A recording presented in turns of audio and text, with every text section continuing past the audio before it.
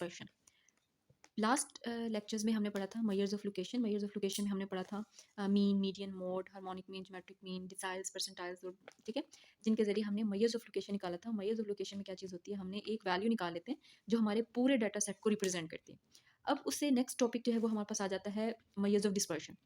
Measures of dispersion क्या चीज़ होती है बेटा, इसकी तो पहले हम एक डेफिनेशन देख लेते हैं। Measures of dispersion describe the spread of the data, indicates the scattering of data. Measures of dispersion जो है वो डिस्क्राइब करती है कि जो हमारा डाटा है वो कितना फैला हुआ है, कि स्प्रेड ऑफ द डाटा को डिस्क्राइब करते हैं। दूसरी वो कहता है indicate the scattering of data, कि डाटा का जो फैलाव है, जो वेरिएशन है वो कितनी है। The measures of dispersion give us an idea about the variation and the central value of an individual item, के जो मेजर्स ऑफ डिस्पर्शन है वो हमें एक आइडिया देती है इंडिविजुअल आइटम की जो सेंट्रल वैल्यू के बारे में, उसकी वेरिएशन के बारे में। ठीक है, अब ये एक सिंपल सी डेफिनेशन होगी। अब हमने to understand the meaning of dispersion we have a simple example. एक एग्जांपल की मदद से हम इसको देखते हैं कि हमारे पास डिस्पर्जन का मतलब क्या है। ठीक है, फिर मेजर्स ऑफ डिस्पर्जन तो हम बाद में देखेंगे, पहले हमने देखना है कि डिस्पर्जन का मतलब क्या है। अब हमारे पास लेट्स सपोज हमारे पास 2 बैट्समैन हैं।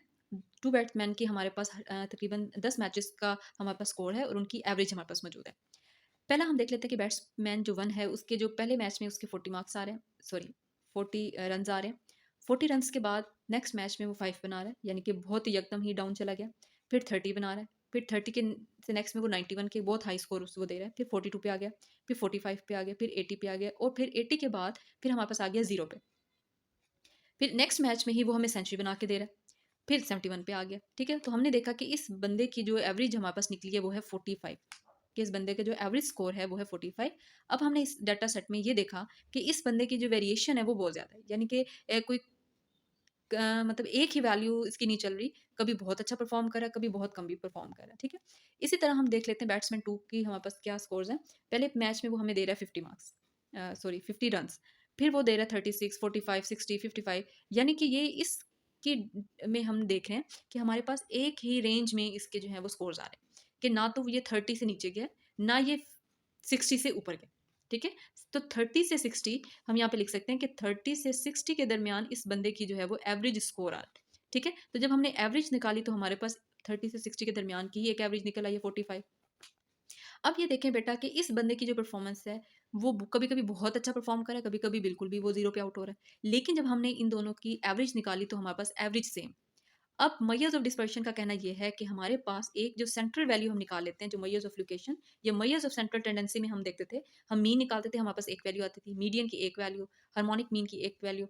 इसी तरह वो डिस्पर्शन का कहना यह है कि हमारा जो पूरा डाटा सेट है, हमारी एक वैल्यू जो हम निकालते हैं वो हमारे डाटा को सही से रिप्रेजेंट नहीं करे। इसीलिए डिस्पर्जन का मतलब क्या है कि हमने ये देखना है कि हमारे पास, अब ये देखें 2 टाइप्स ऑफ डाटा सेट्स हमारे पास अवेलेबल है। अब हमने देखना है कि हमारे पास एवरेज तो एक आ रही है, लेकिन हमारे पास जो बैट्समैन 1 है उसके जो स्कोर्स हैं उसमें वेरिएशन बहुत ज़्यादा है, यानी कि इसमें डिस्पर्जन बहुत ज़्यादा है। दूसरे बैट्समैन में हमारे पास जो है वेरिएशन है, जो चेंज है वैल्यूज़ का, वो बहुत कम है, यानी कि डिस्पर्जन हमारी बहुत कम है। समझ आ गई कि डिस्पर्जन क्या चीज़ है, कि हमने देखना है कि हमारा जो वैल्यूज़ का चेंज है, जो वेरिएशन है, जो वेरिएबिलिटी है, वो कितनी। अब ये देखें एक मैच में वो 0 बना रहा है, नेक्स्ट में ही वो 130 बना रहा है, यानी कि सेंचुरी बना के दे रहा है। ठीक है, तो अगर ऐसा हमारा कोई मैच चल रहा है जिसमें हमें किसी आखिरी बंदे को भेजना है, तो हमने दोनों में से देखना है कि क्या हम इस दोनों में से किसको भेज सकते हैं। तो हम किसको डिसाइड करेंगे भेजने के लिए, बैट्समैन 2 को, क्योंकि ये बंदा हमारे पास जो है वो 30 से 60 के दरमियान कोई ना कोई रन बना कर ही लाएगा। लेकिन इस पे हम रिलाई नहीं कर सकते क्योंकि ये कभी कभी 0 भी बना रहा है, यानी कि चांस है इसके ऊपर।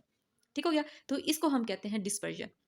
अब डिस्पर्जन का मतलब क्या है, चेंज एंड वेरिएबिलिटी और वेरिएशन के हमारे पास डाटा में कितना चेंज आ रहा है, कितनी वेरिएशन आ रही है। अब हमने देखना है कि कॉमन मेजर्स ऑफ डिस्पर्शन कौन कौन से हैं। एक हमारे पास होती है range, quartile deviation, mean deviation, variance and standard deviation.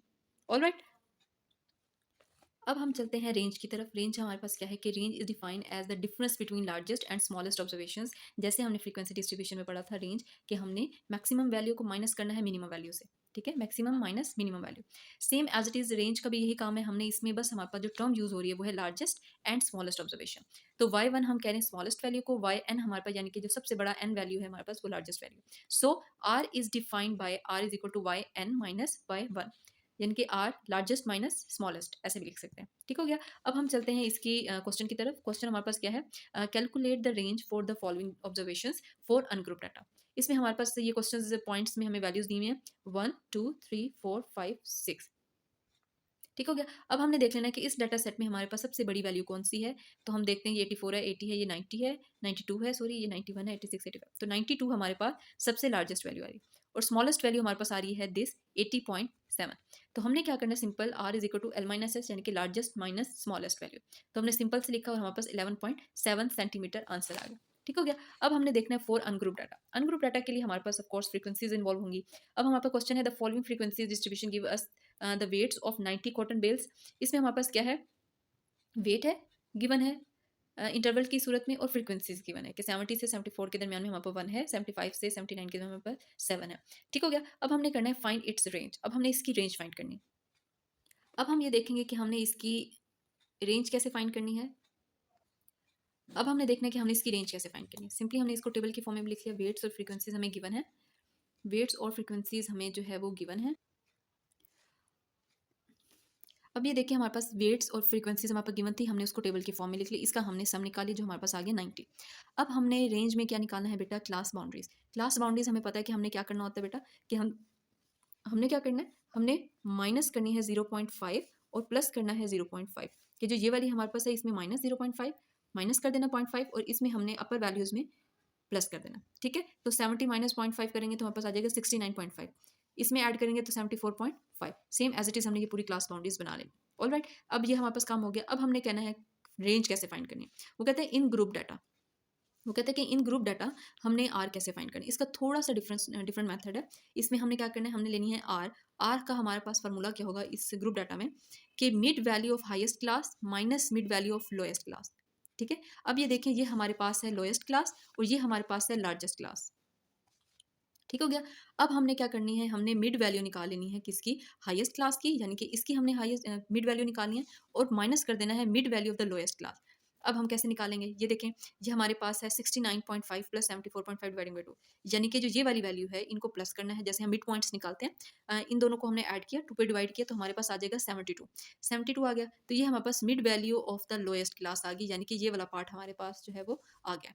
Right. अब हमारे पास नेक्स्ट हमारे पास जो हाईएस्ट क्लास थी 94.5 प्लस 99.5 डिवाइडिंग बाई 2 किया तो हमारे पास आ गया 97।